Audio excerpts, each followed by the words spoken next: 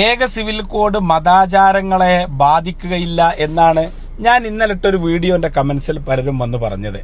എന്നാലേ എങ്ങനെയാണത് നമുക്ക് മനസ്സിലാവുന്നില്ല. മതാചാരങ്ങളെ ബാധിക്കാതെ രാജ്യത്തുള്ള മുഴുവൻ ആളുകൾക്കും ഒരു നിയമം കൊണ്ടുവരിക എന്നതാണ് ഏക സിവിൽ കോഡിന്റെ ലക്ഷ്യം. അതാണ് ഏക സിവിൽ കോഡിന്റെ ക്ലാരിഫിക്കേഷൻ എന്ന് പറഞ്ഞിരുന്നു. അതെങ്ങനെയാണ് നമുക്കത് മനസ്സിലാവുന്നില്ല.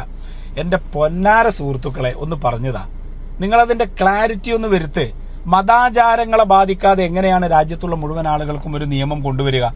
നമ്മുടെ സിവിൽ നിയമത്തിൽ ഇപ്പോൾ വൈവാഹിക ജീവിതത്തിന്റെ വിഷയങ്ങൾ ഉണ്ട്, അതിന്റെ നിയമങ്ങളുണ്ട്.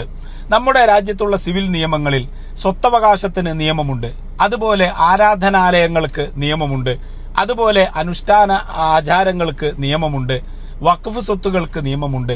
ഈ നിയമങ്ങളൊക്കെ ഇപ്പോൾ വിശുദ്ധ ഇസ്ലാമിനെ സംബന്ധിച്ചിടത്തോളം ഒരു ഭർത്താവ് മരണപ്പെട്ടു കഴിഞ്ഞാൽ ഭർത്താവിന് മക്കൾ ഉണ്ടെങ്കിൽ ഭാര്യയ്ക്ക് 8/1 ഭർത്താവിന്റെ സ്വത്ത് ലഭിക്കുമെന്നാണ് സ്വത്തവകാശത്തിൽ മതത്തിന്റെ ഇസ്ലാമിന്റെ നിയമം. അത് സിവിലിലും ആ നിയമം തന്നെയാണ്. കേസുമായി വന്നു കഴിഞ്ഞാൽ സിവിലിലും ആ നിയമം തന്നെയാണ് വരുന്നത്. ഇതിനെ മാറ്റിമറിച്ചുകൊണ്ട് അതുപോലെ ഹൈന്ദവാചാരത്തിൽ അതുപോലെ ക്രിസ്തീയ മതത്തിൽ അതിൻ്റെതായ നിയമങ്ങളുണ്ട്. ഇതിനെയെല്ലാം ഈ സിവിലിലേക്ക് ഈ വിഷയം വരുമ്പോൾ ഒറ്റ നിയമത്തിൽ കേന്ദ്രീകരിക്കുക എന്ന് പറയുമ്പോൾ ആ നിയമം എന്തായിരിക്കും? ഏതെങ്കിലും ഒരു മതത്തിന്റെ നിയമമാണോ, അല്ല പുതിയൊരു നിയമം ഉണ്ടാക്കുകയാണോ? ഇതെന്താണെന്ന് മനസ്സിലാവുന്നില്ല. അങ്ങനെ പുതിയൊരു നിയമം ഉണ്ടാക്കി കഴിഞ്ഞാൽ മറ്റുള്ള മതങ്ങളുടെ അവരനുഷ്ഠിച്ചു പോന്നിരുന്ന ആചാരത്തെ അട്ടിമറിക്കലല്ലേ അത്, പുതിയ നിയമം ഉണ്ടാക്കുകയാണെങ്കിൽ. ഇനി ഏതെങ്കിലും ഒരു മതത്തിന്റെ നിയമം കൊണ്ടുവരികയാണെങ്കിൽ മറ്റുള്ള മതങ്ങളുടെ നിയമങ്ങളെ വ്രണപ്പെടുത്തലല്ലേ. ആചാരങ്ങളെ ബാധിക്കുകയില്ല എന്ന് പറഞ്ഞാല് അത് ബുദ്ധിശൂന്യമാണ്.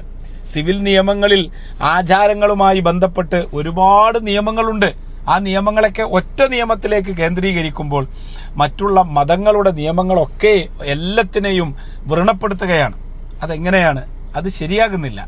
അത് നമുക്ക് ബുദ്ധിക്ക് യോജിക്കുന്നില്ല. വൈരുദ്ധ്യമല്ലേ ഇത്? ഏക സിവിൽ കോഡ് എന്ന് പറഞ്ഞാൽ മതാചാരങ്ങളെ ബാധിക്കുകയില്ല, രാജ്യത്തുള്ള മുഴുവൻ ആളുകൾക്കും ഒറ്റ നിയമമാണെന്ന് പറയുന്നു. ഇത് വൈരുദ്ധ്യമാണ്. വൈരുദ്ധ്യമല്ലെങ്കിൽ നിങ്ങൾ പറഞ്ഞതാ.